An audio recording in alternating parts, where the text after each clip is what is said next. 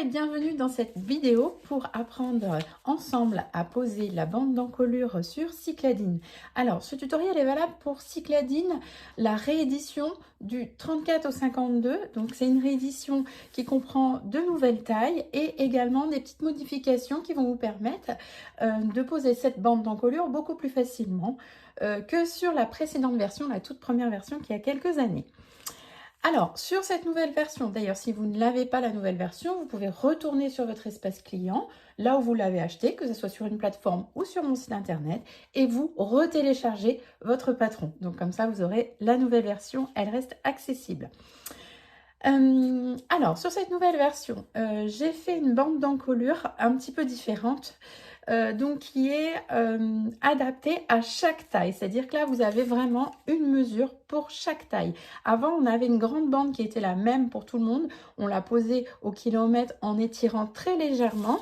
Maintenant je vous ai facilité les choses, je vous ai fait une bande par taille. Donc ici on a une bande en bord-côte et vous avez votre encolure, votre dos ici. Et il faut bien reporter tous les petits crans. Donc, cette bande d'encolure, elle est à couper au pli. Donc là, j'ai mis des petits repères pour bien marquer le milieu. Ensuite, vous avez également un cran qui va être très important, ça va être votre cran d'épaule. Et votre cran d'épaule va correspondre au cran d'épaule de votre dos. Donc, parce que le dos, ici, vous n'avez pas de couture d'épaule. Donc, c'est pour ça que je vous mets un cran sur ce modèle-là. Vous n'avez pas de couture à l'épaule, mais vous avez un petit repère. Donc, ça va être juste ce qui va vous permettre de poser très facilement votre bande. Donc, la première étape, ça va être de poser le milieu dos. Voilà, vous allez plier envers contre envers votre bande et vous épinglez votre milieu dos sur le milieu dos de votre blouse. Ensuite, on continue bien de plier et là vous allez prendre le petit cran et le faire correspondre au cran et on épingle également comme ceci et le reste va à l'extrémité tout simplement. Alors après je vais vous expliquer juste pourquoi ce cran a été posé là. Donc je vais faire la même chose de l'autre côté. Hop, petit cran contre petit cran, une petite épingle pour pas que ça bouge et l'extrémité. Voilà. Hop. Alors la bande d'encolure, du coup, je vous l'ai calculée pour que ça vous facilite la pose. Donc ici, vous n'avez pas d'étirement parce que ça va être quelque chose que vous allez avoir sur le devant et on veut un joli V qui ne soit pas froncé, surtout pas froncé. En fait, l'idée, c'était que vous aviez du mal dans la version 1 à gérer l'extensibilité pour pas avoir quelque chose de trop foncé ou de trop gondolé.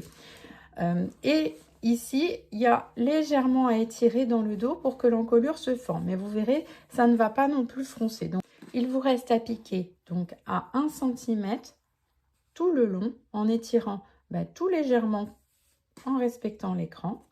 Et ensuite, on va le placer au fer à repasser. Ici, j'ai piqué directement à la surjeteuse. Si vous débutez, je vous conseille d'abord de le faire à la machine à coudre. Si vous avez une surjeteuse, vous le passez à la surjeteuse. Sinon, vous faites un point zigzag. Inutile d'avoir un point élastique. À cet endroit-ci, on utilise un point droit sur sa machine à coudre et un point zigzag pour le bord. Voilà ce que ça donne. Vous allez avoir donc un étirement plus prononcé dans l'encolure dos et devant, on est bien à plat. Donc là, je vais le passer au fer à repasser pour bien le bloquer. Voilà, vous voyez nettement la différence. Vous voyez bien que ça tourne, que c'est bien bloqué, que c'est bien à plat. Voilà, vous avez une encolure qui va bien se placer autour de votre cou. Et voici comme ça, quand ça sera placé, comment ça va se retrouver. Voilà. Donc ici, on a un bel arrondi. Et ici, on a quelque chose de bien plat, de bien net. C'est le début de notre V. Voilà pour la première étape de l'encolure. On est maintenant sur la deuxième partie de l'encolure V de la blouse Cycladine. Et donc, on va venir froncer comme indiqué entre les repères. Ici, sur le patron, je vous remonte, vous aviez des petits repères. Et vous, donc, vous allez froncer très légèrement. Donc pour ça, vous passez 2 fils de fronce. Si vous avez besoin de vous rappeler comment poser des fils de fronce, il y a une petite vidéo déjà sur la chaîne qui vous explique. Vous avez juste à faire 2 petites lignes droites à la machine à coudre, parallèles de 0,7 mm, 0,7 et on va venir légèrement donc étirer les fils de canette. Hop, vous attrapez les fils de canette et on va venir froncer légèrement. Hop, et de l'autre côté, pareil. Donc ça, c'est bien détaillé sur une autre vidéo, je ne vous remontre pas. Hop, et puis c'est vraiment, vraiment quelques toutes petites fronces, hein. Vraiment pas grand-chose. Voilà, hop, vous allez froncer. Toc. On fait 2 lignes de fronce pour que ça reste bien plat, que les fronces soient toujours bien orientées. Voilà, je vais vous montrer un petit peu plus près ce que ça donne. Voilà ce que ça donne.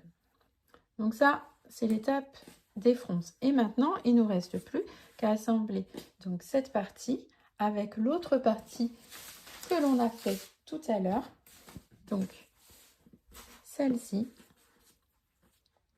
qui va venir s'assembler. Voilà. Alors, en fait, l'idée, c'est de froncer jusqu'à temps que vous ayez la bonne taille. Donc là, vous voyez, je vais pouvoir froncer encore un tout petit peu plus. Donc, on doit froncer jusqu'à obtenir la même taille. Donc, vous voyez, là, ça suffit. Hop, c'est vraiment des petites fronces. Et ensuite, cette partie, on va venir donc là l'installer endroit contre endroit. Alors, il va falloir ouvrir ici au niveau de la parmenture pour ne pas prendre la parmenture dans ce sens-ci.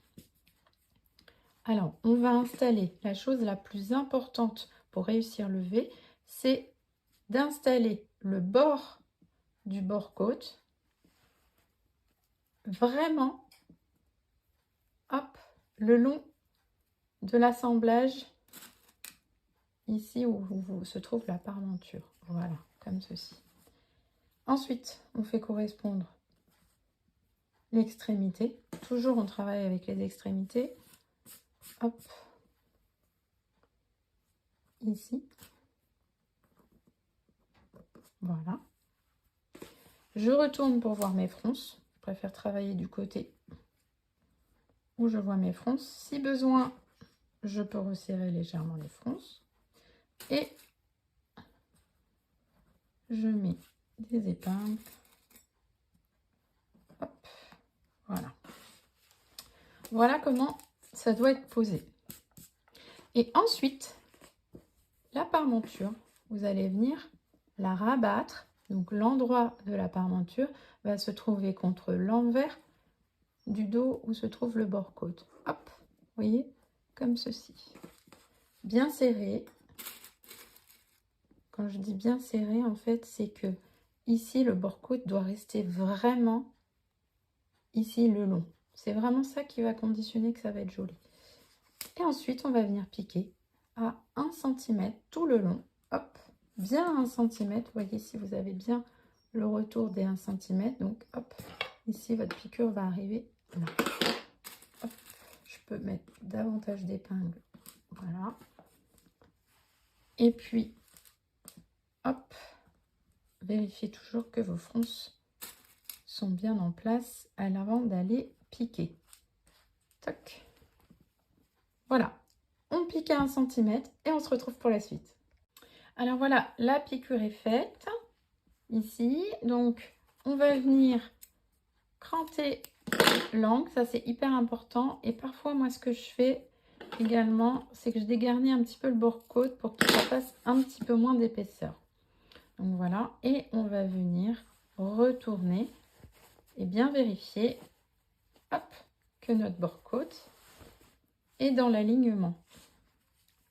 Voilà ce que ça donne. Hop, je vais le mettre bien à plat. Voilà, ici. Donc là, l'idée, c'est que ça soit toujours bien aligné. Si jamais c'est pas bien aligné, vous pouvez toujours reprendre ici, à cet endroit-là. Hop, vous retournez, vous recalez bien votre bord-côte et vous venez bien repiquer le long. et bien dégarnir et faire un beau cran, c'est le secret.